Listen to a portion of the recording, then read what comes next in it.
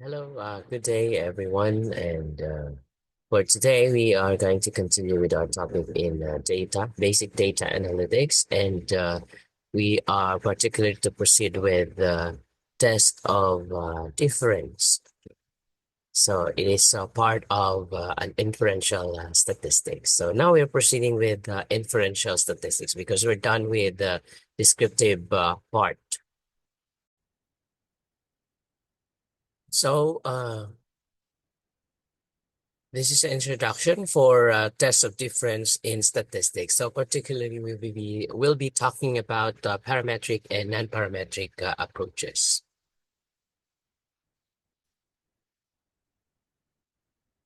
So in this topic, we are going to define tests of difference, the importance of this test in statistical analysis. And of course, I'll be giving you some overview of parametric and non-parametric tests. So why do we have to do or use test of difference? We're using this one because this is another important statistical tool um, for our data analysis in statistics. Um, we are testing the difference. For example, we are comparing the means of two population groups or perhaps correlated groups. So it's important that we will know using an inferential statistical tool for us to understand or know if there is a relevant or significant statistically uh, difference between the means of the population or groups we are comparing. So it is for comparison purposes. That's why we call it the test of difference. Now, it's important in statistical analysis because there are many problems in real world that are would require, okay, these problems would require us to understand the difference between the populations or groups or samples we are studying, okay, because the difference would have a significant implication in our decision or in our decision making. So, and it's also important that we understand parametric and non-parametric tests because one tool in statistical analysis is not a one size fits all, okay, tool. So we cannot use right away a certain tool provided or when it comes to as far as the data, okay, as far as the data is concerned. So we cannot just right away use a certain statistical tool. That's the reason why we have here some parametric statistical tools and non-parametric statistical tools, or we call it non-parametric tests for the specifically for the test of difference, because later we will also be discussing a test of association and test of relationship, okay, in terms of statistical analysis, okay. Now, this is the overview, okay, of what we're going to discuss, okay, in this introduction. Okay, um, there are a number of groups, of course, that's important consideration for us to identify which statistical tool to be used. So just by looking at the number of groups of your sample or population uh, or data, I mean, we'd be able to understand, okay, which statistical tool to use, okay, which parametric test or non-parametric test to use or to employ. So, for example, we have here two independent groups, okay? So, under parametric test, you can use t-test for independent samples or z-test for two sample mean. Okay, this is very common, no? Okay, we also have a non-parametric counterpart for this parametric test. We have the chi-square test of homogeneity, chi-square test of goodness of fit, and Wilkinson rank sum test.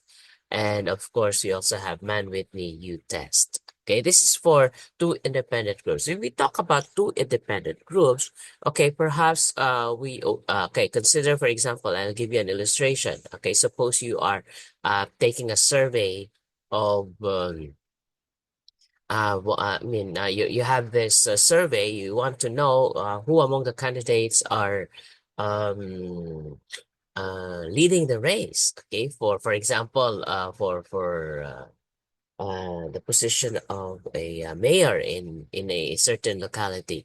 So, well, of course, there are different barangays. So we have barangay A and barangay B. Okay, so you want to know, okay, which of this barangays, okay, a certain mayor is leading or, you know, um, topping the race. Okay, so after that, okay, you would be able to compare, okay, if there's a significant difference between barangay A and barangay B, considering that, for example, you want to know if the level of trust they have for this certain um, mayoral or candidate for mayor. So you want to know if barangay A and barangay B have the same level of trust, okay, for this mayor candidate for this coming election. So, yeah, so you are not comparing two independent groups because barangay A is, of course, different or independent from barangay B. So that's what we call here. Oh, that's what we because that's what we mean here of two independent groups. Okay, so for that, you can use t-test for independent samples if provided the data later will pass the assumptions associated with parametric test.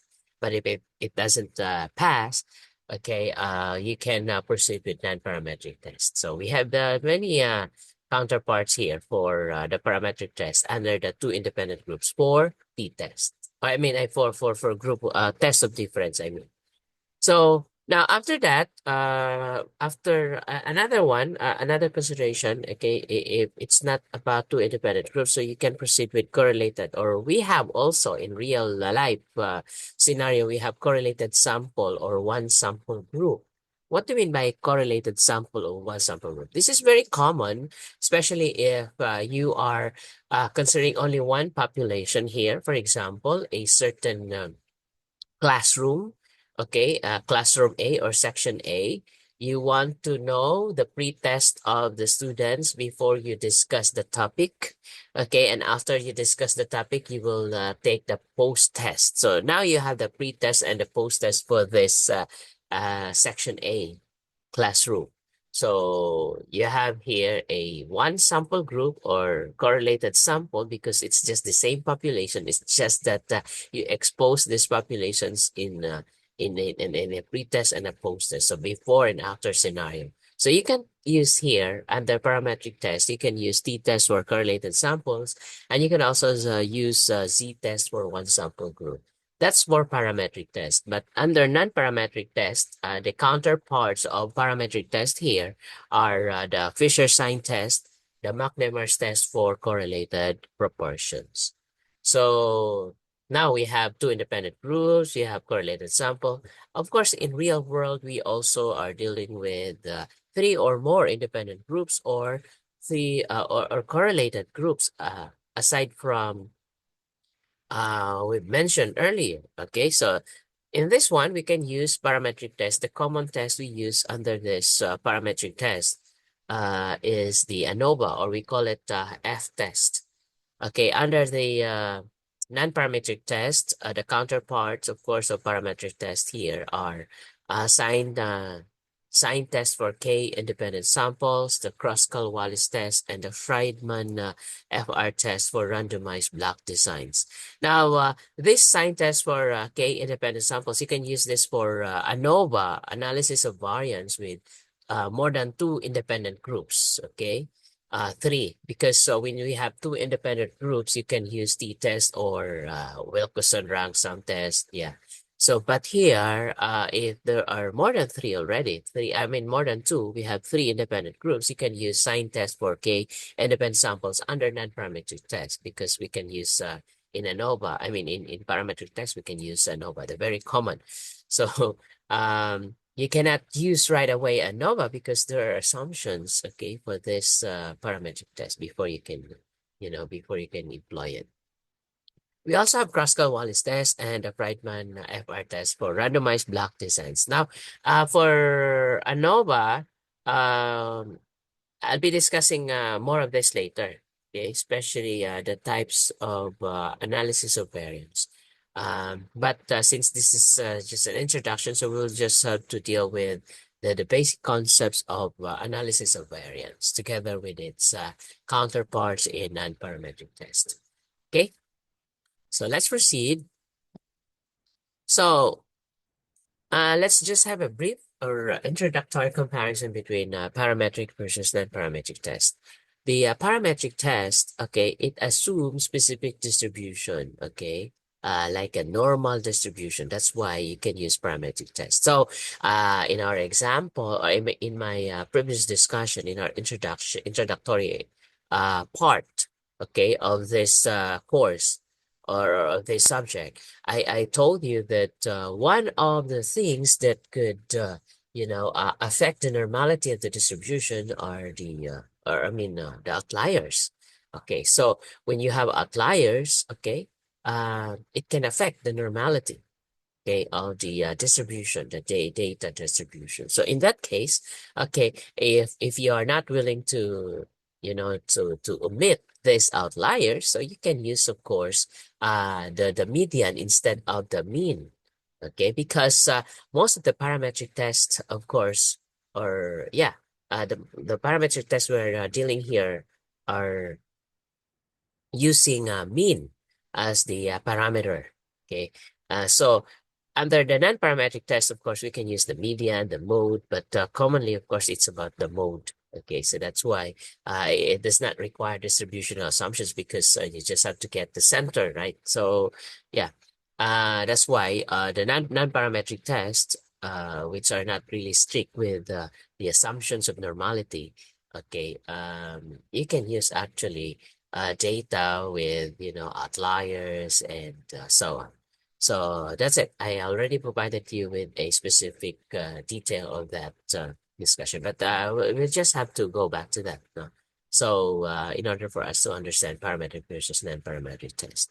So when to use each type, of course, you have to understand the assumptions of each statistical tools. Okay, so that you will be able to know when to use parametric test and when to use non-parametric test. Of course, failure to follow the assumptions under parametric test because these are very strict tests. So you will now proceed to, or you can proceed to non-parametric tests, which do not require distributional assumptions. So let's proceed. Okay, as I told you in the introductory part, okay, t-test is a parametric test. The purpose, of course, is to compare means between two groups. Okay, but of course, this is the two groups we're dealing with here. The two groups we're dealing with in this scenario are independent groups. Okay, so that's why we call it also independent t-test. Okay, so it compares means of two independent groups, and we call it paired t-test if we compare means within the same group before and after scenario. So that's what I told you earlier. So the assumptions here, it's important that we will test the assumptions of normality, homogeneity of variance, and independence of observations. Okay, so you have to conduct this as a preliminary data analysis prior to using t-test or whatever kind of t-test. It may be independent or paired t-test depending on the type of data you have. Okay, so let's proceed to. Okay, now this is the counterpart of the t-test. Okay, I've mentioned earlier. So that we have the Mann-Whitney U-test. It's a non-parametric test. So if the assumptions are not satisfied in t-test, okay, so we can proceed to Mann-Whitney U-test. This is a non-parametric counterpart of t-test. So it ranks here. It doesn't use the mean, but it ranks and compares distribution. So use, of course, I told you, you have to use this one when normality assumption is violated. Now, aside from Mann-Whitney U-test, we also have Wilkinson signed rank test. Okay, this is another counterpart or equivalent to paired t-test. It compares again differences within paired samples. Okay, so use when data is not normally distributed. So you use Wilkinson signed rank test instead of the paired t-test. Okay, if the data is not normally distributed. Now we also have. Okay, I already discussed this one earlier. So yeah, take note of the assumptions. Of course, you have to have these paired data, normality of differences, and it's important. Of course, the normality of differences for t-test, okay, is important, especially for the sample size, which is less than 30. Okay, because we need the more sample we have, the better. So continuous data, of course. What are these continuous data? We have the nominal. Okay, I already provided you some materials and discussions of this one. The different types of data. It could be the nominal, ordinal, interval, or ratio. But here, the continuous data should be what? It should not be nominal or ordinal, but it should be ratio or interval. Okay, no outliers in differences. Okay, because this is you're comparing two correlated samples, and we are finding the differences. Okay, between these two samples. Okay, so therefore it's important that there should be no outliers in differences. So another, we have McNemar's test for correlated proportions. It's also equivalent to paired t-test for correlated samples. It compares differences within correlated samples, especially in scenarios where you expose your samples in before and after scenario, or when you provided some interventions and thereafter you have to compare, okay, before and after scenario. So used to data is not normally distributed. Now, another, okay, in real world, okay, scenario, we are not only comparing two groups. Chance is that it's getting complex, okay? We are comparing three or more. So that's why we have here analysis of variance for parametric statistical test. We compare means of three or more groups. So we have types here of ANOVA. We have one-way ANOVA. These are the basic types. We have also two-way ANOVA, two independent variables. Okay, ANOVA is just a the basic analysis of variance. We have multiple analysis of variance. We have Markova. We have different types of analysis of variance. But in this class, okay, we only deal with the basic, which is the analysis of variance under the parametric statistical tool. So the assumptions, of course, normality assumption, homogeneity of variance, and independence, because we are talking here of analysis of variance which have independent groups. Okay. Later, I'll discuss another type of analysis of variance, which it's relevant to correlated groups. So, in contrast, of course, we have Kruskal-Wallis test here, the non-parametric counterpart of analysis of variance, because this is equivalent to one-way ANOVA. It uses ranks instead of means, okay? And it is used when normality is violated as usual. Okay, so we also have here the repeated measures or ANOVA. Okay, this is parametric. So this is employed when you compare means of the same subjects under different conditions. Okay, it's the same subject, so meaning you have the same subject exposed probably to a certain intervention, and so you have now two different conditions here, the before and after exposing them to a certain intervention or some sort of you know um, um, scenario where you have to compare, okay, the outcome before providing a certain scenario. So the assumptions, of course, are just similar to analysis of variance, the simple one we discussed earlier.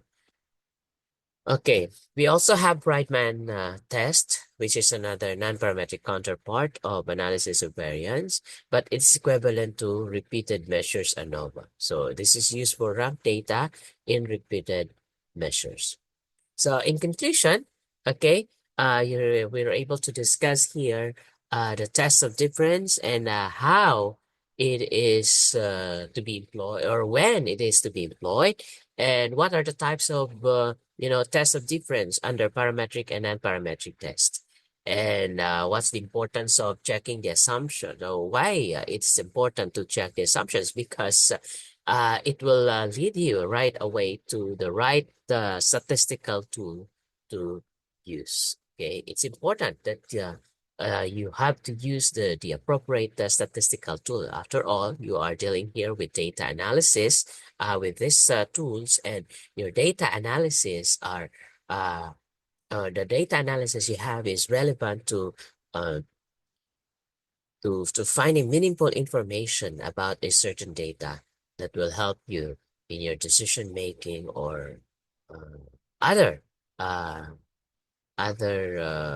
implications, or that would provide you implications on a certain data. Okay, so that's all for the introduction of this um, topic. Thank you very much.